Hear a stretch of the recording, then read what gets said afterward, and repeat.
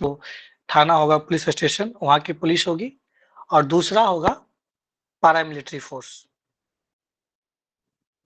इसको हम लोग पैरामिलिट्री बोलते हैं और आम भाषा में बोलते हैं पैरामिलिट्री, लेकिन अब पैरामिलिट्री नाम का शब्द का जनरली अब इसको सीएपीएफ नाम रखा गया है, सेंट्रल आर्म्ड पुलिस फोर्स। इसका मैंने इससे पहले भी क्लास में बताया था। क्या होता है बताइए सीएपीएफ? एनीवन? सीएपीएफ के बारे में बताइए। अलग अलग होता है सर। सीएपीएफ आ गया इसके अंतर्गत। Sorry, yes tell me. क्या आता है? अर्धसैनिक बल होता है, जैसे इसमें सीआईएसएफ आता है, एसएसबी आता है, और आईटीबीपी, ये सब इंक्लूड, बीएसएफ भी इंक्लूड होते हैं इस सब में सर। मान लिया आपसे पूछा जाएगा कि सीएपीएफ का मतलब आप क्या समझते हो, तो आप क्या बताओगे? इसका फुल फॉर्म तो ऐसे सेंट्रल आर्म्ड पुलिस फोर्स होता है सर। हाँ वो तो ठीक है, फुल फॉर्म हो गया। और क्या है, मतलब किसी चीज का आपको डिफाइन करना होता है तो फुल फॉर्म तो चलो ठीक है, उससे समझ में आती है कि क्या कहना चाह रहा है, लेकिन what the main purpose, what the main aim to organizing this structure, this organization. ठीक है, सीएपीएफ आंतरिक सुरक्षा प्रदान करना है सर। हाँ, मेनली इसका काम होता है to maintain the internal security, internal law and order, defence forces on the borders, and they fight against external aggression, war. What CAPF forces का मेनली काम होता है inside the country internal security maintain करना, चाहे वो election के समय हो सकता है, कहीं लॉ एंड ऑर्डर डिसबैलेंस हो गया है तो हो सकता है, मॉब लिंचिंग हो गया है तो हो सकता है, कहीं वायलेंस हो गया है, राइट्स हो गया है, तो हर एक अलग अलग कंडीशन पे इनका यूज किया जाता है। इन जनरल सिक्योरिटी बॉर्डर पे यही होते हैं, लेकिन जब वार शुरू होता है तो डिफेंस फोर्सेज आती है। डिफेंस फोर्सेज का मतलब कि क्या क्या होता है? 4, आर्मी, एयरफोर्स, नेवी, और चौथा क्या होता है? Fourth one CF, coast guard sir, coast guard जो नाविक तो ICG, the name is ICG, Indian coast guard. Indian coast guard. तो ये चारों को हम लोग बोलते हैं defence forces, army, air force, navy और आईसीजी। क्यों? ये और दूसरा चीज क्या अंतर है इसमें, बेसिक डिफरेंस ये है, ये मिनिस्ट्री ऑफ डिफेंस के अंदर आता है, जबकि सीएपीएफ फोर्सेज जिसमें एक तो 5 है ही, एसएसबी, आपका सीआईएसएफ, सीआरपीएफ, आईटीबीपी, बीएसएफ, उसके अलावा असम राइफल्स भी आता है। तो ये सारे आता है सीएपीएफ में, और इसकी controlling authority ministry of home affairs होता है, एमएचए। ये सब बहुत माइन्यूट चीज है और ये सब बहुत जनरल अवेयरनेस की चीजें हैं। अगर ये सब चीजें पता नहीं है, आप सबको एक ही खिचड़ी में परोसते हो अपने दिमाग में, तो ये गलत है। आम पब्लिक है तो बोलती है फोर्स से या उसको लोग, लेकिन आपको पता होना चाहिए कि फोर्स का मतलब क्या है। 3 लेयर पे फोर्स होता है। एक तो आपका फोर्स डिफेंस फोर्सेज हुआ, एक जो इंटर स्टेट जिसको आप सीएपीएफ कह रहे हैं, और थर्ड वन जो कि आपका police forces, local law and administration, जिसमें आपका पुलिस स्टेशन आता है, जो पुलिस प्रशासन है। अब उसमें भी बांटा गया है, एफोकेट किया गया है, 2 तरह का बनाया गया है। बीएमपी, जैसे बिहार में आप देखेंगे तो एक बीएमपी नाम का चीज है, बिहार मिलिट्री पुलिस। जानते हैं इसके बारे में क्या है ये? बताइए। इनका चयन प्रक्रिया सर बिहार पुलिस के अरे तहत भाई, मैं चयन प्रक्रिया नहीं पूछ रहा हूँ, मैं पूछ रहा हूँ क्या है, why we have created such a unit, such a different organization. ये उतना कुछ आइडिया नहीं sir. except than Bihar Police. Why? Why we created BMP, Bihar Military Police?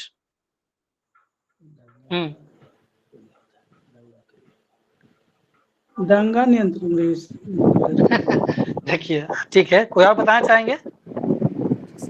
ठीक है, वेल ट्राई। देखिए, बीएमपी का बस यही समझिए, जिस तरह से सेंट्रल गवर्नमेंट दो तरह का फोर्सेज बना रखी है, एक डिफेंस फोर्सेज और एक पैरामिलिट्री, या उसको बोलते हैं सीएपीएफ फोर्सेज। तो उसी तर्ज पे बिहार गवर्नमेंट और प्रत्येक स्टेट गवर्नमेंट दो फोर्सेज बना रखती है। एक बीएमपी हो गया, एक तरह से वो क्या है, उसका नाम है बिहार मिलिट्री पुलिस। कहने का मतलब क्या है, वो जब सेंसिटिव मामला हो, दंगा वाला, बिल्कुल आपका सही बात है, दंगा हो, चुनाव हो, तो जब लगता है कि हमें ज्यादा अधिक मात्रा में हमें स्किल्ड, टैलेंटेड और लार्ज अमाउंट ऑफ फोर्सेज की जरूरत है, तो वहां पे हम लोग बीएमपी का यूज करते हैं। अदरवाइज इन जनरल हम लोग बिहार पुलिस का यूज करते हैं। ठीक है, ये दोनों में बेसिक डिफरेंस है। उसी में एक और सब यूनिट है, बिहार होम गार्ड भी बनाया गया है। तो बिहार होम गार्ड को जनरली हम लोग थाना पे भी होता है और ब्लॉक पे भी होता है। तो ये अलग अलग, ये आपको पता होना चाहिए। If you want to join, if you have interested in administration, then you should know how the functions, how the administration runs, कैसे चलता है एडमिनिस्ट्रेशन। अगर आपको पता नहीं है तो ये बहुत ही, मतलब ये अच्छी बात नहीं है, आप जान लीजिए, शर्म की बात है। तो इसलिए सबको आप अवेयर रखिए। आप न्यूज़पेपर पढ़ते हैं या इसके लिए कुछ चीज देखते हैं, तो आपको अवेयर होना चाहिए कि कैसे प्रशासन काम करता है। ये चुनाव, इसके ये लिए तो, हाँ कुछ बोल रहे हैं, बताइए। सर मेरा सवाल ये है sir, my question is that कि सर अगर पारा मिलिट्री फोर्सेज और बिहार पुलिस दोनों अगर चुनाव में काम करती है, तो सर दोनों के पावर क्या क्या है, दोनों क्या है, दोनों अगर एक पोलिंग बूथ पे जाती है तो उन दोनों का वर्क क्या होता है?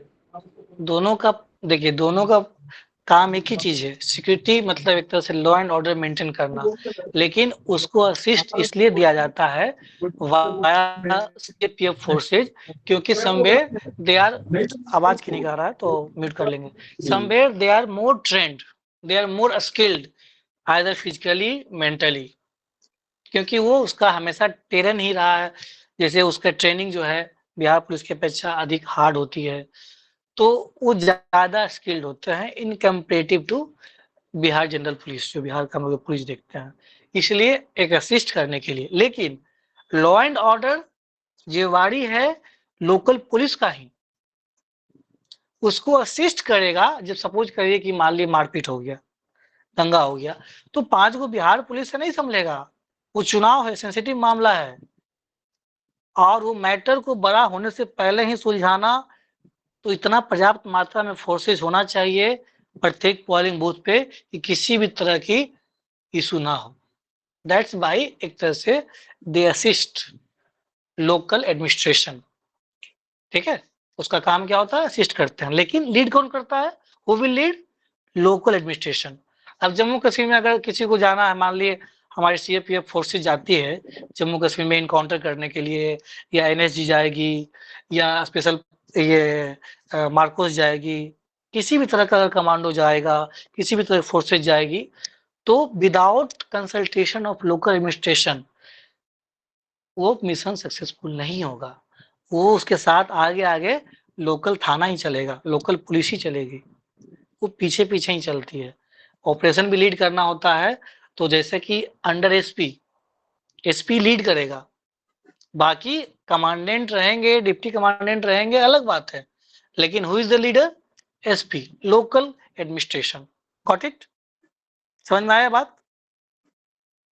वहां पे सर वो उसी का रोल रहता है, जो लोकल पुलिस होते हैं उसी का, अगर किसी दंगा कंट्रोल करने में हो या किसी चीज में। हाँ, लीड करेंगे लोकल पुलिस ही, लोकल एडमिनिस्ट्रेशन ही लीड करेगी। छत्तीसगढ़ बस्तर में मामला अगर गड़बड़ा रहा है, तो वहां का एसपी, भले सीआरपीएफ की कमांडेंट आ रही है, आ रहा है, लेकिन दोनों का ज्वाइंट ऑपरेशन होगा। But who is the leader, final leader, local police, local sir वो एडमिनिस्ट्रेशन। एसपी के आदेश पे ही वो पारा मिलिट्री को काम करना पड़ेगा ना सर? आप आदेश मत कहिए इसको, ये कोऑर्डिनेशन की चीज है, आदेश नहीं है, दिस इज द कोऑर्डिनेशन। शब्दों का चयन को ध्यान रखना, एक प्रशासक को शब्द का चयन बहुत जरूरी होता है। एक गलत शब्द 50 को आपके ऊपर आरोप लगना शुरू। ठीक है, चलिए हाँ बोलिए, ये समझ में आ गया फोर्सेज के बारे में? सर मेरा वो एक्चुअली डाउट ये है कि सर अगर मान लीजिए वो एसपी जिस तरह कहेगा उसी तरह पारा मिलिट्री को, ऐसा नहीं कि एसपी कहेगा यहाँ पे तुम ये एसपी लाठी कहेगा चार्ज। नहीं, ये सिंपल समझिए, this is the only coordination and nothing else. और लोकल पुलिस लीड इसलिए करेगी because they are well aware of that areas and nothing. और ये आप एक्सट्रीम पावर और लोअर पावर के बात नहीं है, there is no any division of powers, totally आप कर सकते हैं, there is a sharing of power and there is a coordination among them, इतना समझना है, कोऑर्डिनेशन है, कोई यहाँ पे बड़ा छोटा नहीं है। अगर कमांडेंट है तो भी एसपी रैंक का है, किसी अगर सीएपीएफ फोर्सेस का कमांडेंट आ रहा है that is also belongs to SP rank, इसलिए यहाँ पे अपर लो की बात नहीं है, वो उसका एरिया है, that's why they know very well about that terrain, इसलिए वो लीड करते हैं। ठीक है, ओके आगे बढ़ते हैं। इसको आप ये ईगो वाली बात में नहीं लेना, नहीं हर सर, किसी का अपना अपना, हाँ मतलब ये पावर है, इसमें पावर में कोऑर्डिनेशन होता है, इसमें कोई अप और डाउन नहीं होता है। तो देखिए हम लोग पॉलिंग का बात कर रहे थे, तो पहले पॉलिंग पे ही, ठीक है इसको हम लोग लास्ट में आएंगे, पहले हम लोग आते हैं ऊपर से।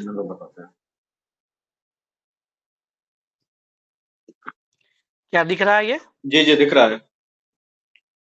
देखिए ये है और एक चीज आपका कहना चाहेंगे कि ECI। जो लोग जुड़े हैं ना, थोड़ा सा पेशेंटली चीजों को सुनिएगा, क्योंकि ऐसा चीज कहीं पे आपको नहीं मिलेगा।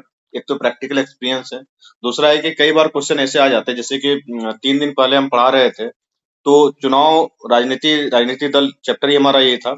उसमें क्या था कि बिहार के चुनाव में, भारत के चुनाव में नौकरशाहों की भूमिका के बारे में चर्चा कीजिए। तो अब आपको कहीं किसी किताब में नहीं मिलने वाला नौकरशाह का क्या कराता है, तो वो एक नौकरशाह से जब आप सुनेंगे तभी आपको समझ में आएगा चीजें। पिछले बार 69 ये जो मैं बता रहा हूँ ये प्रैक्टिकल है।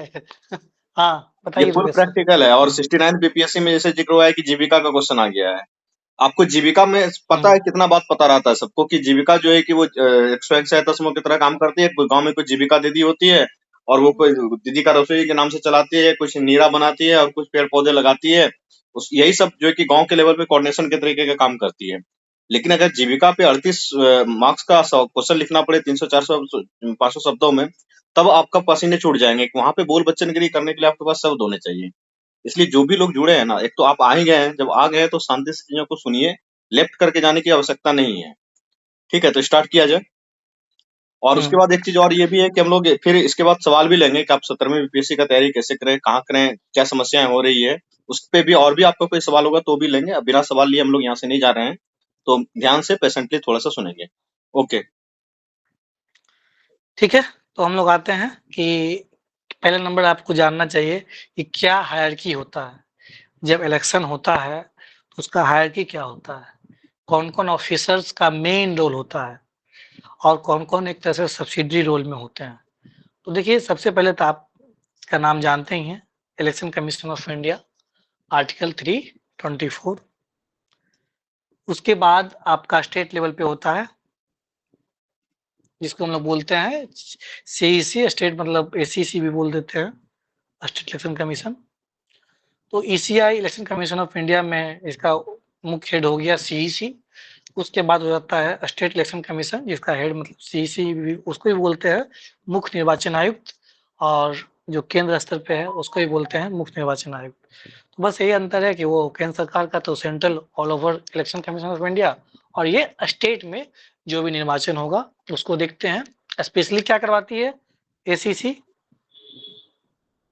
ये सर स्टेट कौन सा चुनाव करवाती है? पंचायत इलेक्शन, नगर निगम का इलेक्शन, ये सब होती है। स्थानीय सरकार का चुनाव होता है। स्थानीय निकाय का चुनाव SEC करवाती है। और जब लोकसभा को चुनाव हो रहा है तो इसमें क्या करेगी, ये असिस्ट करेगी। जो डायरेक्शन जो इंस्ट्रक्शन मिलेगा इलेक्शन कमीशन ऑफ इंडिया के द्वारा उसको ये आगे फॉरवर्ड करेगी और फिर को एक तरह से मॉनिटर करेगी और सही से कंडक्ट करवाएगी, फ्री एंड फेयर इलेक्शन। तो इसमें सीईसी एसीसी का मुख्य भूमिका होता है। उसके बाद हम लोग आते हैं, यहाँ पे होता है डीईओ, उसको हम लोग बोलते हैं डिस्ट्रिक्ट इलेक्शन ऑफिसर, जिला निर्वाचन पदाधिकारी। ठीक है, और ये आम तौर पे डीएम डिस्ट्रिक्ट मजिस्ट्रेट ही होते हैं, जिला निर्वाचन पदाधिकारी। वही जब चुनाव होता है तो उसका नाम डिस्ट्रिक्ट इलेक्शन ऑफिसर भी होता है, और उसको आम भाषा में हम लोग बोलते हैं रिटर्निंग ऑफिसर। जी सर। Returning officer. मतलब एक पार्लियामेंट्री कॉन्स्टिट्यूएंसी, एक संसदीय क्षेत्र का ऑल इन ऑल सारा जिम्मेवार उसी के ऊपर होता है कि कैसे इलेक्शन कंडक्ट होगा, फ्री एंड फेयर इलेक्शन होगा, इलेक्टोरल रोल कैसे होगा, कैसे ईवीएम कलेक्शन होगा, सारा प्रक्रिया का जिम्मेवारी, सारा मतलब तो समझ सकते हैं कि ultimate authority is the RO, returning officer, जो एक डीएम होते हैं। इन आम भाषा में जब चुनाव नहीं है फिर भी वो पद होल्ड करते हैं डीएम, जिसका नाम होता है जिला निर्वाचन पदाधिकारी। जब लोकसभा का चुनाव होता है तो उसमें जिला निर्वाचन पदाधिकारी, डिस्ट्रिक्ट रिटर्निंग ऑफिसर कम डिस्ट्रिक्ट मजिस्ट्रेट, उनके बहुत सारे नाम हो जाते हैं। जैसे इलेक्शन ऑफिसर भी कर सकते हैं, रिटर्निंग ऑफिसर भी कर सकते हैं, और डीएम तो वो है ही। तो एक पार्लियामेंट्री कॉन्स्टिट्यूएंसी में आरओ ही सब कुछ होता है, ऑल इन ऑल, उसी के साइन से सारा जिम्मेवारी उसी के ऊपर है, सब कुछ वही करेंगे। उसको असिस्ट करने के लिए अलग अलग ऑफिसर्स होते हैं। अब देखिए, जिला में एक होता है डीईओ, डिप्टी इलेक्शन ऑफिसर, उप निर्वाचन पदाधिकारी, जो डीएम को असिस्ट करते हैं। जितने भी तरह के चुनाव होते हैं, चाहे पंचायत चुनाव होते हैं या अर्बन लोकल बॉडीज का चुनाव होता है, विधान परिषद का चुनाव होता है, विधानसभा का चुनाव होता है, लोकसभा का चुनाव होता है, तो ये सारे में ये डिप्टी इलेक्शन ऑफिसर, क्योंकि डीएम के पास सिर्फ एक काम नहीं है, तो वो ऑथराइज करते हैं और सारा काम एक तरह से डिप्टी इलेक्शन ऑफिसर ही करते हैं, वो ही असिस्ट करते हैं डीएम को, और उसके थ्रू सारा काम होता है। उसी के नीचे डीईओ को असिस्ट करने के लिए एसईओ होते हैं, सब इलेक्शन ऑफिसर, अवर निर्वाचन पदाधिकारी। ठीक है, ये इसका चयन होता है बीपीएससी के थ्रू। अगर आप एग्जाम दिए होंगे, अगर प्रेफरेंस भरे होंगे, जो मेंस कैंडिडेट होंगे, या अगर आप देखे भी होंगे, नोटिफिकेशन भी देखे होंगे, तो उसमें इस पद का नाम जिक्र किया जाता है, एसईओ, सब इलेक्शन ऑफिसर, अवर निर्वाचन पदाधिकारी। जब इनका प्रमोशन होता है तो बनते हैं डिप्टी इलेक्शन ऑफिसर, उप निर्वाचन पदाधिकारी। ठीक है, अब यहाँ आता है तो रिटर्निंग ऑफिसर हो गए। उसके बाद रिटर्निंग ऑफिसर तो अकेले काम करेगा नहीं, डीएम के पास तो इतना ये है नहीं, तो डीएम क्या करेंगे, एआरओ, उसको हम लोग बोलते हैं असिस्टेंट रिटर्निंग ऑफिसर, उसका नाम है सहायक निर्वाची पदाधिकारी, एआरओ। लेकिन एआरओ के पास भी इतना ये नहीं है, क्योंकि एआरओ कौन होता है, जैसे अभी लोकसभा का चुनाव है तो लोकसभा में एक पार्लियामेंट्री कॉन्स्टिट्यूएंसी का ऑल इन ऑल डीएम हुए, that is RO, returning officer. एक अब पार्लियामेंट्री में भी क्या होता है कि बहुत सारे लेजिस्लेटिव कॉन्स्टिट्यूएंसी होते हैं, मतलब विधानसभा क्षेत्र। ठीक है, तो विधानसभा क्षेत्र के वो बॉस कौन होंगे, एआरओ, सर सिंगल विधान। बिल्कुल। जी जी, जैसे कि आप मान लिए, आप एग्जांपल लीजिए कि सिवान का 18 संसदीय पार्लियामेंट्री कंस्टिट्यूएंसी 18 है। अब 18 पार्लियामेंट्री कंस्टिट्यूएंसी है, लेकिन इसमें अंदर 6 विधानसभा आते हैं। जी जी, तो अब कितने एआरओ बनेंगे, कुल 6 एआरओ बनेंगे। जी सर, समझ में आ गया यहाँ तक। अब आगे बढ़ते हैं, तो एक विधानसभा क्षेत्र के एक एआरओ होंगे। उसके बाद अब एआरओ बेचारा अकेले काम नहीं कर सकता। सर ये किस तरह के अधिकारी होते हैं सर जनरली एडमिनिस्ट्रेशन में? एआरओ जो होते हैं जिला स्तरीय पदाधिकारी होते हैं, जैसे डीपीआरओ, जिला पंचायत राज पदाधिकारी, डीडीसी, हाँ डीडीसी कि डिप्टी डेवलपमेंट कमिश्नर, उप विकास आयुक्त, या DCLR, deputy collectorate of land reforms. तो ये सारे जो जिला स्तरीय पदाधिकारी होते हैं वो होते हैं ARO, असिस्टेंट रिटर्निंग ऑफिसर, सहायक निर्वाची पदाधिकारी। उसके बाद नंबर, क्योंकि अब ARO, अब एक विधानसभा क्षेत्र भी छोटा नहीं होता है। अब जैसे कि मैं एग्जांपल लेता हूं, हमारा विधानसभा क्षेत्र दरौली है। दरौली में 3 ब्लॉक आते हैं, बुठनी है, दरौली है और आंदर है। तो अब ब्लॉक वाइज उसको बनाया जाएगा फिर AERO, जी सर, जो कि BDO होते हैं, ब्लॉक डेवलपमेंट ऑफिसर। उसका नाम है AERO, assistant electoral registration officer, नहीं रजिस्ट्रेशन ऑफिसर, रजिस्ट्रेशन सहायक निर्वाचक निबंधन पदाधिकारी। इसका नाम है सहायक निर्वाचक निबंधन पदाधिकारी, असिस्टेंट इलेक्टोरल रजिस्ट्रेशन ऑफिसर।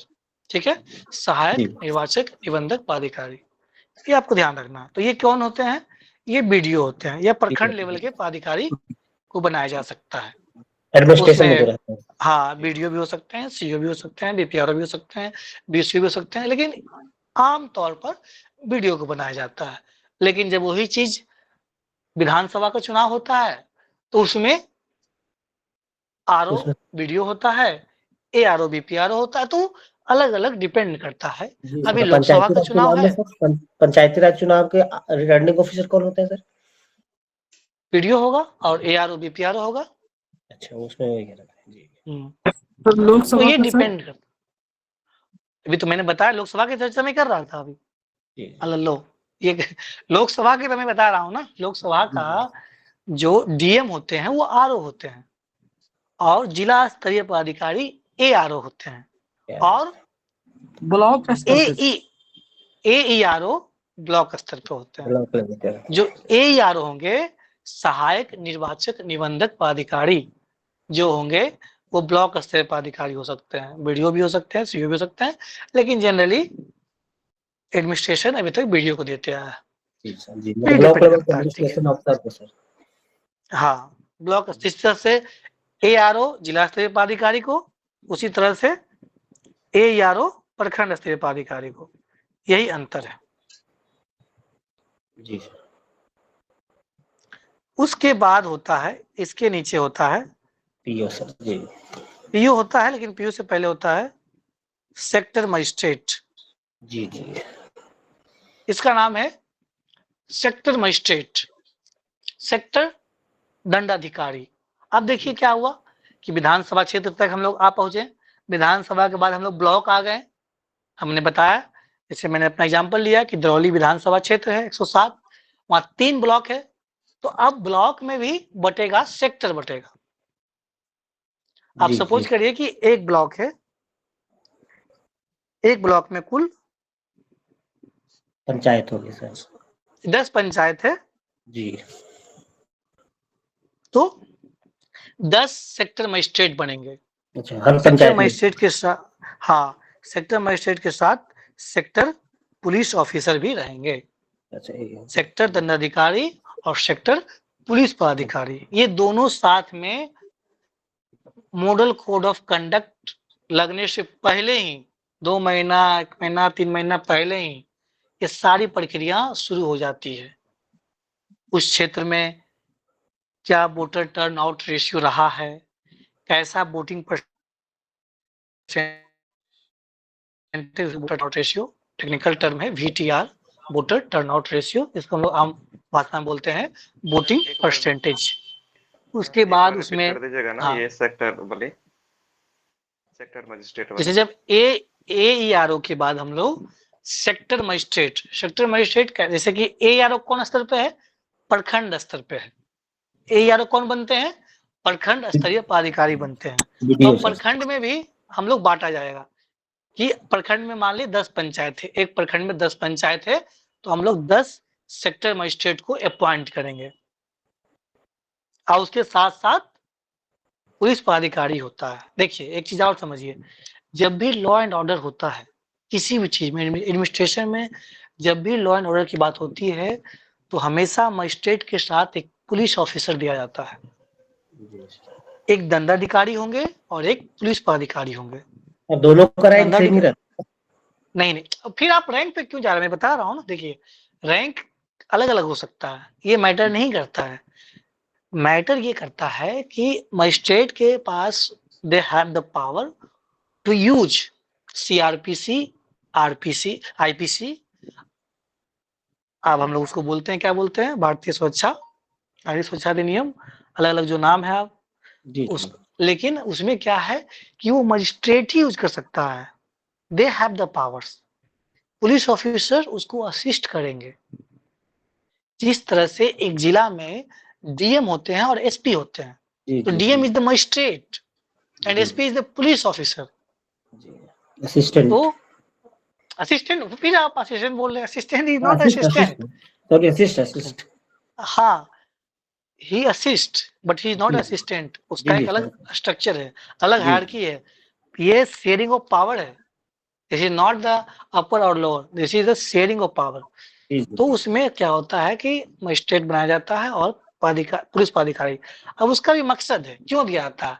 अगर एक मजिस्ट्रेट कहीं चला जाएगा, चाहे वो डीएम ही क्यों ना हो, क्योंकि वो यूनिफॉर्म में नहीं होता है, वो सिविल ड्रेस में होता है, तो सिविल ड्रेस से जनता, आम पब्लिक या मॉब नहीं डरती है, यूनिफॉर्म से डरती है, वर्दी से। दैट क्रिएट्स अ डिटरेंस, एक डर, एक इमेज कि पुलिस प्रशासन है। एक कांस्टेबल भी भीड़ में चला जाएगा तो भीड़ सहम जाएगी कुछ करने से पहले, क्योंकि एक डिटरेंस होता है, एक पहचान है उसकी, एक आइडेंटिटी है, वो प्रशासन है। दंडाधिकारी में, मजिस्ट्रेट में कोई नहीं पहचान रहा है, because that is in civil dress. तो इसलिए दोनों में डिफरेंस है, लेकिन दैट्स वाई हम लोग क्या करते हैं, दोनों को एक साथ पॉइंट करते हैं जब भी लॉ एंड ऑर्डर को मेंटेन करना होता है, चाहे वो पर्व त्योहार हो, इलेक्शन हो, दंगा हो, किसी भी तरह की समस्या हो लॉ एंड ऑर्डर का, तो एक मजिस्ट्रेट के साथ एक पुलिस ऑफिसर रहेगा। अब इसमें रैंक कुछ भी हो सकता है, इट डजेंट मैटर, लेकिन जनरली मजिस्ट्रेट जो होते हैं ऊपर रैंक के होते हैं, पुलिस पदाधिकारी नीचे रैंक के होते हैं। बट इसका मतलब ये नहीं है, इसका मतलब चुपचाप इतना है कि आपको कोऑर्डिनेशन बैठाना है और काम करना है। ठीक है, चलिए अब हम लोग आते हैं यहाँ पे सेक्टर मजिस्ट्रेट पे थे हम लोग। तो sector magistrate plus sector police officer, ये दोनों साथ में मिलकर के उस पंचायत का या उसके क्षेत्र में आने वाले जितने भी बूथ है उसका वो निरीक्षण करेंगे, क्या क्या समस्याएं हैं, जहां जहां बूथ बनता है, क्या वहां जो बेसिक फैसिलिटी होनी चाहिए, उसका नाम है AMF, एश्योर्ड मिनिमम फैसिलिटी, निश्चित जो न्यूनतम सुविधाएं होनी चाहिए वो। तो वहां पे जैसे कि वहां पे सारा मतलब रूम एक ठीक ठाक रूम होना चाहिए, 2 रूम, एक इन करने के लिए, एक आउट होने के लिए, खिड़की में दरवाजा होना चाहिए, पल्ला होना चाहिए, मतलब दरवाजा में भी गेट होना चाहिए और खिड़की में भी पल्ला होना चाहिए, क्योंकि कई जगह दिक्कत होता है, स्कूल में भी नहीं रहता है, तो वो चीज होना चाहिए। पानी के पीने के लिए चापाकल अवेलेबल है, नहीं है तो फिर व्यवस्था किया जाएगा। उसके अलावा बिजली की व्यवस्था होनी चाहिए, शौचालय होना चाहिए, साथ ही साथ उस पोलिंग बूथ के आसपास कितना वनरेबिलिटी है, वनरेबिलिटी मतलब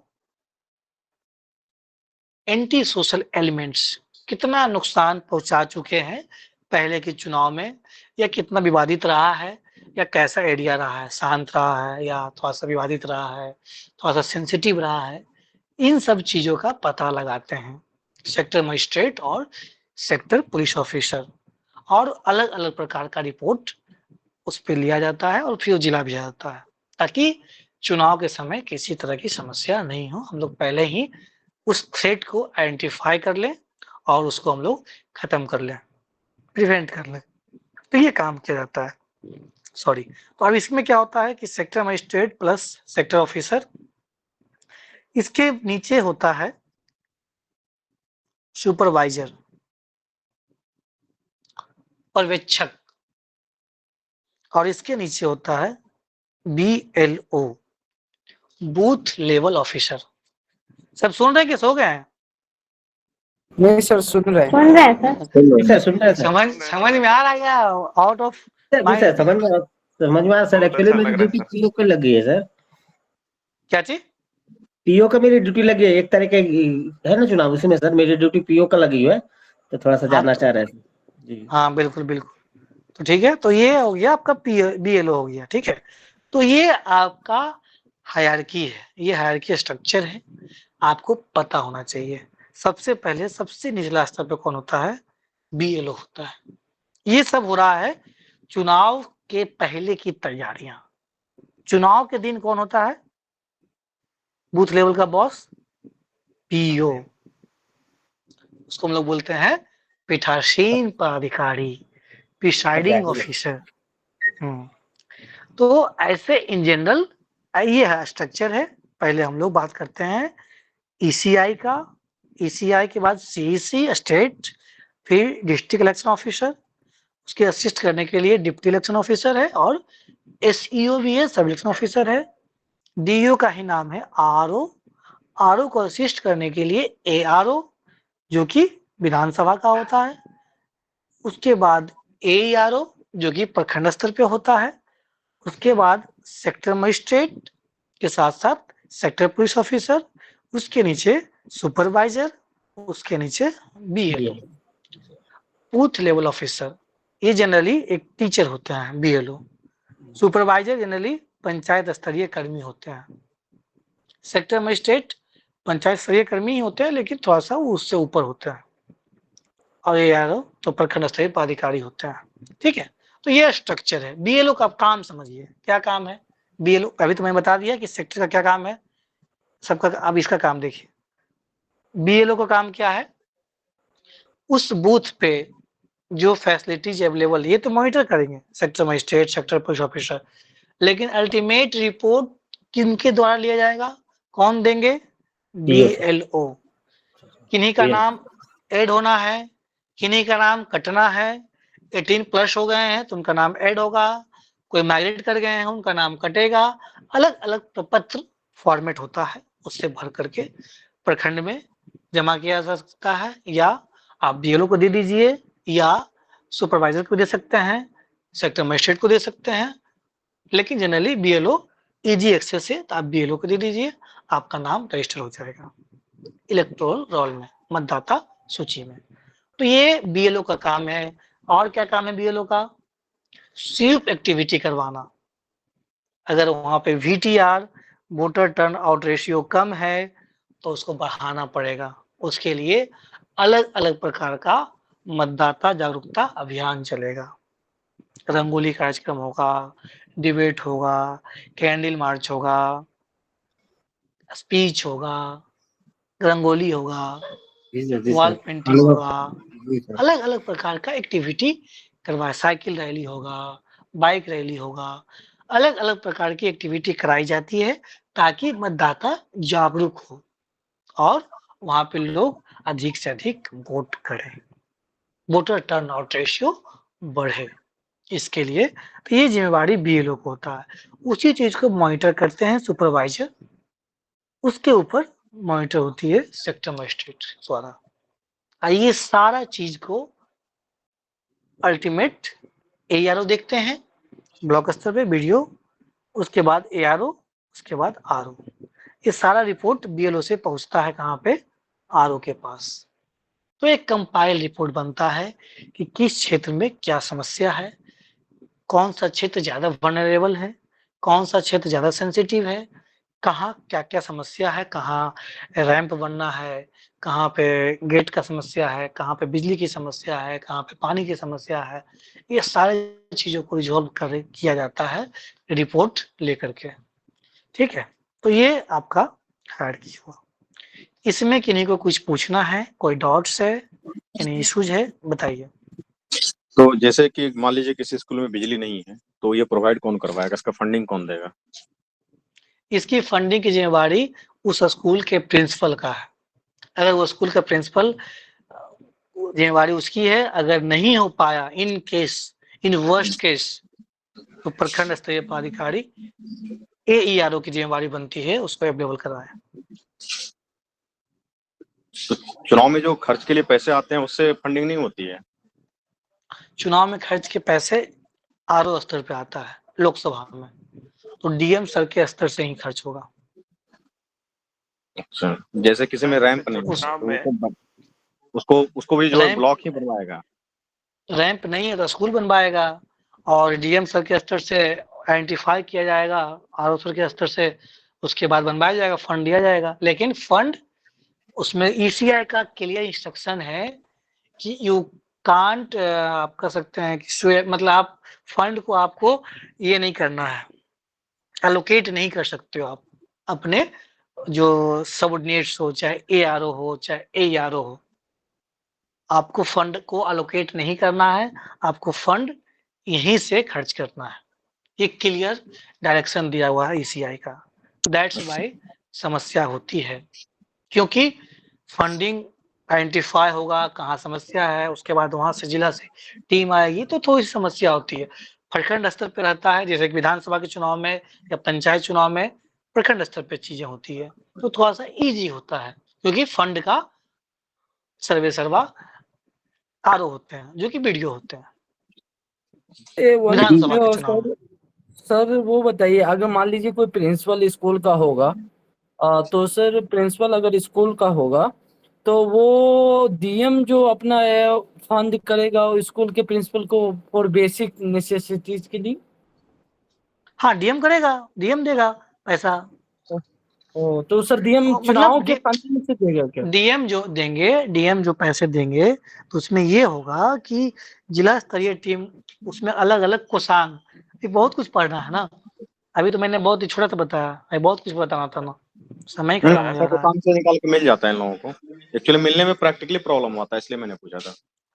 इसमें बहुत सारा कोषांग बनाया जाता है। देखिए कोषांग दिख रहा होगा, दिख रहा है क्या? दिख रहा है। जी जी, कोषांग बनाया नोडल जाता नोडल पदाधिकारी, इसको हिंदी में बोलते हैं सेल, सॉरी इंग्लिश में बोलते हैं सेल, हिंदी में बोलते हैं कोषांग, वाहन कोषांग, कार्मिक कोषांग, कंट्रोल रूम, सीएपीएफ कोषांग, स्वीप कोषांग, डेवलपमेंट कोषांग, तो अलग अलग जो भी एमएफ कोषांग, जो भी समस्या है, एमएफ वही वाला जो बेसिक बूथ पे होना चाहिए, एश्योर्ड मिनिमम फैसिलिटी, ये सारे कोषांग बनाए जाते हैं सर ताकि सर वो एक क्वेश्चन ये है कि सर पुलिस वाले किसी गाड़ी को जब्त कर लेते हैं, तो क्या ये हाँ वैलिडिटी है वैलिड क्या? है, और बिल्कुल बिल्कुल है, वो इसकी पर्पस, जिम्मेवारी है, वाहन कोषांग की जिम्मेवारी है। तो सर वो एक किसी की गाड़ी को आप जब्त कर लेते हैं तो ये तो सर इलीगल पोसेशन है ना सर? कैसे लीगल पोजीशन बताइए, अब ये बताइए, हमें चुनाव करवाना है, चुनाव करवाना तो हम इतनी गाड़ी कहाँ से लाएंगे? और तो दूसरी सर बात, क्या सुनिए ना, बात सुनिए सुनिए, पहले पहले बात सुनिए कि हम्म, गाड़ी अगर हम उसको कैप्चर कर रहे हैं तो क्या उसको हम पैसा नहीं दे रहे हैं? क्या उसको हम हम्म, तेल नहीं दे रहे हैं? हर चीज दे रहे हैं। जो ड्राइवर का खर्च होता है वो भी दिया जाता है, जो तेल का पैसा होता है वो भी दिया जाता है, आपको सर करना है ये जो ड्यूटी। खर्चा जो होता है ये नहीं, कौन पे करता है? क्या जो सारा सारा जो खर्च खर्चा होता है होता वो, है हाँ आरओ सर के स्तर से होता है, डीएम सर के स्तर से होता है। और सर वो फिर सर एक सर बात डीएम को कहाँ से आता है पैसा? सॉरी, डीएम साहब जो करते हैं पैसा खर्च उनको कहाँ से आता है? ईसीआई देती है पैसा, और एसीसी देती है ईसीआई को पैसा। कहाँ से आती है? संचित देखिए, निधि से लेती है क्या? हाँ हाँ कहाँ से बिल्कुल। लेती बजट जब आप हम्म। पढ़ेंगे ना तो उसमें बकायदे जब इलेक्शन होना रहता है, इलेक्शन कमीशन के लिए फंड जारी किए जाते हैं, और फंड जारी बहुत किया हैवी जाता है ना। फंडिंग हम्म रहता है उसका। हम्म। तभी अंतरिम तो हम बजट लोग में होता पढ़ते हैं होगा ना क्या? कि, तभी तो हम लोग पढ़ते हैं कि वन नेशन वन इलेक्शन, क्योंकि इतनी खर्च होती है चुनाव में, इतना खर्च होता है, इतनी व्यवस्थाएं की जाती है, एक एक माइन्यूट चीजों को देखा जाता है। एक गलती मतलब इतना भारी पड़ सकता है ना, मतलब आपकी नौकरी तो जाएगी ही जाएगी, बाकी तो कितना बड़ा ये होगा वो तो ठिकाना नहीं है। इसलिए बहुत माइन्यूटली हर चीज को ऑब्जर्व किया जाता है, और हर तरह से जितनी भी बेसिक फैसिलिटीज है वो हर चीज अब बता रहा, जैसे मैं बताया था ना कि पोलिंग बूथ पे आपने क्या क्या देखा, और आप लोग बहुत कुछ नहीं देखे जो हमने देखा, तो वही बता रहा था। उसमें क्या है, जैसे कि एक होती है, एक आपने सुना होगा वीडियो अभी आया था, जो तेलंगाना में अभी जो खड़ी हुई है अगेंस्ट में, उसका प्रतिनिधि का आप नाम जानते होंगे शायद, असुद्दीन ओवैसी के अगेंस्ट में खड़ी हुई है, भाजपा की प्रतिनिधि है। जी तो महिला। फिर उनका वीडियो वायरल हुआ था कि वो जो महिला जी थी जो पर्दा में थी, बुर्का पहनी हुई थी, उसका वो चेक कर रही थी, जो कि गलत है।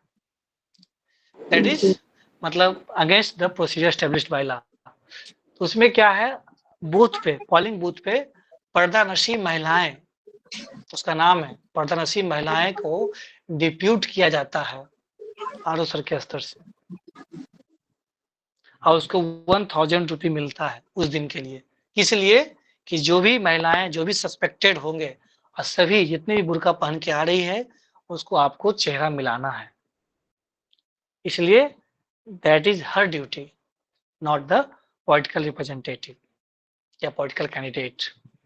तो हर एक एक चीज को देखा जाता है, एक एक चीज को किया जाता है, उसके बाद भी लूप होल्स हो जाता है। तो कहीं न कहीं कुछ गड़बड़ी, कुछ आप कर सकते हैं बायसनेस, जो कि नहीं होना चाहिए अगर आप ये गवर्नमेंट सर ऐसा ड्यूटी कर हुआ रहे था हैं। उत्तर प्रदेश के सहारनपुर में हुआ जो था भी हो, न्यूज़ देखने मैं में। वही कह रहा हूँ, जो भी हो, लेकिन ये गवर्नमेंट ड्यूटी आप कर रहे हैं, ये आपकी जिम्मेवारी बनती है कि आप टोटली मतलब इम्पार्शियल होकर के काम करें। तो ये पर्दानशी महिलाएं होती है। एक आशा की महिलाएं होती है, किसी भी तरह की समस्या होगी हेल्थ से संबंधित, किसी को फिट लग गया, कोई बेहोश होकर गिर गया, तो टेम्पोररी इलाज वो करेगी, उसके बाद आपको पीएचसी भेजा जाएगा। तो एक आशा की महिलाएं होती है, एक फर्स्ट एड दिया जाता है। हाँ प्रदासी महिलाएं होती है, एक स्काउट होता है जो कि 10th 11th 12th का बच्चा होता है, उसका काम होता है, एक व्हील चेयर दिया जाता है, उसे व्हील चेयर दिया जाता है, और जो भी दिव्यांग है या जो भी बुजुर्ग महिलाएं पुरुष है, वो 10th 11th 12th का बच्चा वहाँ खड़ा रहेगा, उसको भी पैसा मिलता है। तो स्काउट उसको बोलता है, स्काउट SCOUT। वो हेल्प करेगा उसको बूथ मतलब बूथ पे ले जाने में और वोटिंग करवाने में, ये उसकी जिम्मेवारी है। तो एक एक चीज का कि किसी भी तरह का समस्याएं, किसी भी तरह का प्रॉब्लम्स जो मतदाता हैं वोटर्स है उसको नहीं हो। एक इसके सर अलावा जनरली एक क्वेश्चन। जीविका दीदी हाँ होती है। हाँ बताइए।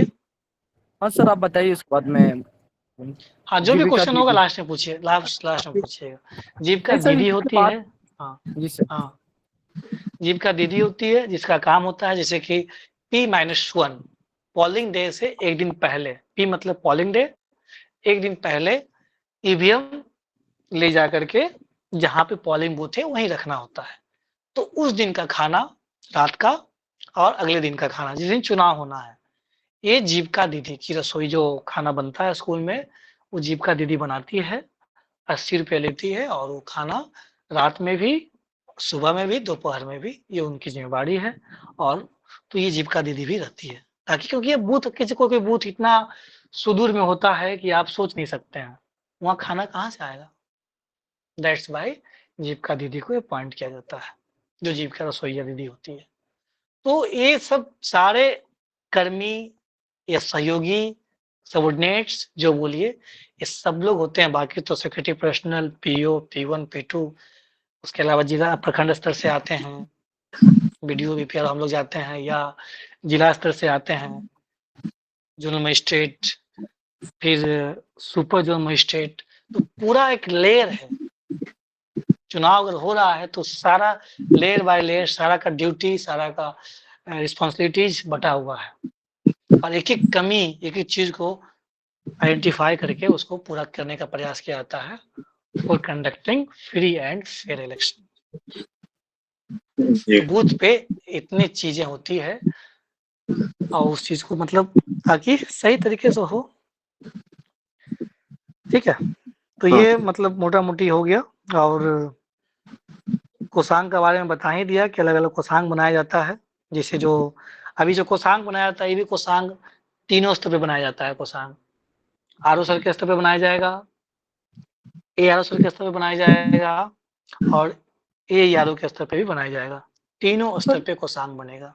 और सर एक क्वेश्चन ये है कि अगर मान लीजिए कि किसी भी बूथ पोलिंग जहाँ हो रही है वहाँ पे इरेगुलरिटी चल रही है, यानी वहाँ पे सही ढंग से चुनाव नहीं हो रहे, तो सर हमें बहस जो है वो किससे करनी चाहिए? देखिए आपको अगर एक चुनाव आम आपको नागरिक लग को, रहा है, सुनिए, हाँ लिखिए, हाँ सुनिए सुनिए बता रहा हूँ, देखिए एक नागरिक अगर के आपको नाते और एक चुनाव कैंडिडेट के नाते। हाँ मैं दोनों बता रहा हूँ। देखिए अगर आपको लग रहा है कि कुछ सस्पेक्टेड एक्टिविटी हो रही है, तो पहले नंबर आप पीओ जो वहाँ के प्रिसाइडिंग ऑफिसर है उससे बात करेंगे। उससे नहीं हुआ तो उस दिन कंट्रोल रूम एक्टिव होता है। प्रखंड स्तर पे भी कंट्रोल रूम होता है, जिला स्तर पे भी होता है। मतलब कंट्रोल, अब जब फोन लगाए आपको 24, मतलब आप समझिए उस दिन जो है सुबह 4 बजे से लेकर के जब तक ईवीएम जमा नहीं हो जाता है, कंट्रोल रूम तभी कंटिन्यू है, लेकिन जब तक ईवीएम जमा होता है, मतलब बहुत मास लेवल पे कंट्रोल रूम और कर्मी डिप्यूट किया जाता है कि किसी भी तरह का समस्या हो, कॉल अटेंड होगा और उसको रिजॉल्व किया जाएगा। कैसे? Layer by layer. पहले अगर कोई समस्या हुआ तो पीओ देखेंगे, पीओ से बात की जाएगी, पीओ से नहीं हुआ सुपरवाइजर रहेंगे, सेक्टर मजिस्ट्रेट हैं, एआरओ स्तर के हैं पदाधिकारी, एआरओ हैं, आरओ हैं, मतलब ये स्ट्रक्चर बना हुआ है, उस चीज को रिजॉल्व एज ए किया जाता नॉर्मल है। पर्सन के रूप देखिए में ना सर। दूसरी बात ये है कि बहस किसी से नहीं करनी है। जो शब्दों का चयन होगा कि यहाँ शिकायत किनसे किया जाएगा। ठीक है, तो जब जिम्मेदार नागरिक के नाते आप बोल रहे हैं तो जिम्मेदार भाषा भी होनी चाहिए। हम्म, मतलब तो जैसे ये नहीं कि आप एक प्रोफेशनल तरीके से बहस, ये नहीं कि गांव देहात में जो गाली गलौज होता है वो नहीं, एक प्रोफेशनल तरीके से नहीं नहीं बहस। उस नहीं वो नहीं, आपकी देखिए ठीक है बात। मेरा मेरा कहने का सिर्फ इतना ही था कि आपने बोला कि बहस किससे करना चाहिए। बहस किसी से नहीं करना चाहिए। आपको शिकायत करनी है, शिकायत के लिए जो वहाँ पे बताया गया कि पीओ है उनसे, या फिर आप कंट्रोल रूम में कॉल करें। वहाँ पे घूमने के लिए भी बार बार वरीय पदाधिकारी आते रहते हैं, आप उनसे भी कर देखिए सकते एक हो, कोई चीज और दिक्कत है, नहीं है। चुनाव के दिन सस्पेक्टेड एक्टिविटीज, एक मतलब फेक इंफॉर्मेशन भी बहुत आता है, तो दैट्स वाई हम लोग पहले क्रॉस वेरीफाई करते हैं कि पीओ सही बोल रहा है या हमारा बीएलओ वहाँ भी अवेलेबल है, सेक्टर ऑफिसर अवेलेबल है, सॉरी सेक्टर ऑफिसर अवेलेबल है।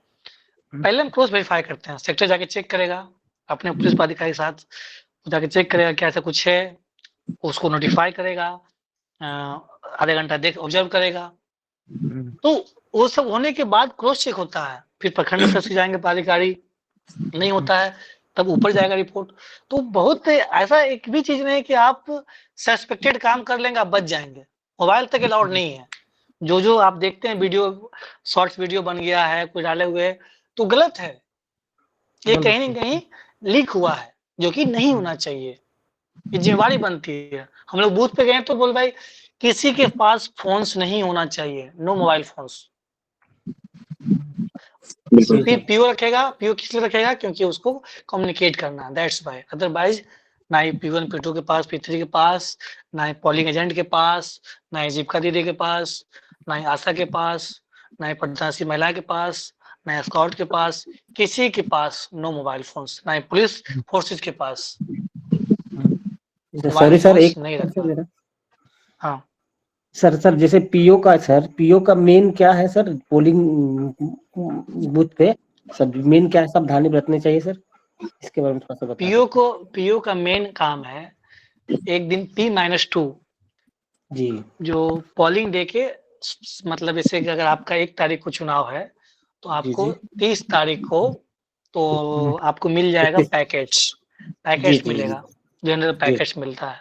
तो उसमें बहुत सारा फॉर्मेट होता है, तो वो भरना पहले जिम्मेवारी है कि उसको आप कंप्लीट कर लें। और 3 तरह के पैकेट्स होते हैं, उसको अलग कर लें, स्टेटरी, नॉन स्टेटरी और ओपन पैकेट्स। 3 तरह के पैकेट्स होते हैं, उसको अलग कर लेना होता है। सबसे बड़ा प्रपत्र ये, हालांकि ये मैं रिकमेंड करूंगा इलेक्शन कमीशन को, या जब मुझे मौका, क्योंकि ये अब इस तरह का इतना पैकेट्स या इतना डॉक्यूमेंटेशन कराने की जरूरत अब नहीं होनी चाहिए, क्योंकि हम जी लोग सर सारा जी काम सर ईवीएम से करते हैं। तो ये थोड़ा सा इसको, जितना कॉम्प्लिकेट अभी भी चल रहा है वो जी सर, ट्रेडिशन के सबका अकॉर्डिंग, सी रजिस्टर सर जी सर। तो उसको थोड़ा सा और स्मूथ करने की जरूरत है। जी तो ये चीज ठीक है। तो ये अभी पीओ का काम, ये काम है कि आप भर ले प्रपत्र, सब कुछ आइडेंटिफाई कर ले।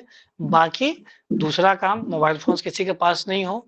तीसरा काम, जो प्रखंड स्तरीय पदाधिकारी आए, सेक्टर स्तरीय पदाधिकारी आए, तो उनका कोई भी जैसे विजिट शीट पे साइन कराना होता है जी या सर। वोट देखना है, कितना 2-2 घंटे में बताना होता है कि कितना बीटीआर हो रहा है, हाँ जी महिला सर। कितना कर रही है, पुरुष कितना कर रहा है।